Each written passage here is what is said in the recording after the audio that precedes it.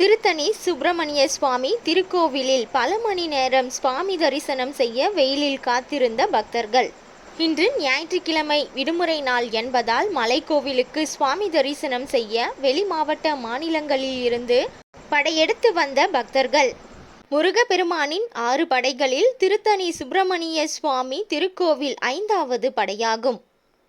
ஞாயிற்றுக்கிழமை பொது விடுமுறை நாள் என்பதால் தமிழகத்தின் பல்வேறு மாவட்டங்களில் இருந்து மட்டும் இல்லாமல் அண்டை மாவட்ட மாநிலங்களில் இருந்தும் ஆயிரக்கணக்கான பக்தர்கள் மலைக்கோவிலில் சுவாமி தரிசனம் செய்ய குவிந்தனர். இதனால் மலைக்கோவிலில் செல்லும் வழிகளில் 2 மணி நேரத்திற்கு மேலாக கடுமையான போக்குவரத்து நெரிசல் காணப்பட்டது. இந்த போக்குவரத்து நெரிசல் காரணமாக பக்தர்கள் கடும் அவதி அடைந்தனர்.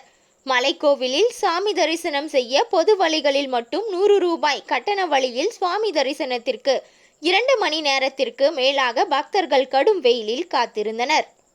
வெயிலில் நிற்கும் பக்தர்கள் சுவாமி தரிசனத்திற்காக குடை பிடித்தபடியும் துணிகளை தலையில் போர்த்தி கொண்டபடியும் சுவாமி தரிசனம் செய்ய பல மணி நேரம் காத்திருந்தனர். பக்தர்களுக்கு போதிய முன் ஏற்பாடுகளையும் குடிநீர் வசதிகளையும் நிழல்குடை வசதிகளையும் விரைவாக தரிசனத்திற்கு முன் ஏற்பாடுகளை திருக்கோவில் நிர்வாகம் செய்யவில்லை. கடும் போக்குவரத்து நெரிசலில் மலைக்கோவிலில் ஏற்பட்டதால் முருக பக்தர்கள் வெளியூரில் இருந்து வந்த பக்தர்கள் கடும் அவதிக்குள்ளாகியுள்ளனர். அடிவாரத்தில் வாகனங்கள் போலீசாரால் மலைக்கோயிலுக்கு வராதவாறு தடுத்து நிறுத்தப்பட்டுள்ளது.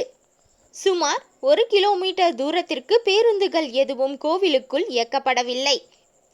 பக்தர்கள் 250 ரூபாய் முதல் 300 வரை ஆட்டோக்களில் கொடுத்து கட்டண பயணம் செய்து மலைக்கோவிலில் சுவாமி தரிசனம் செய்தனர்.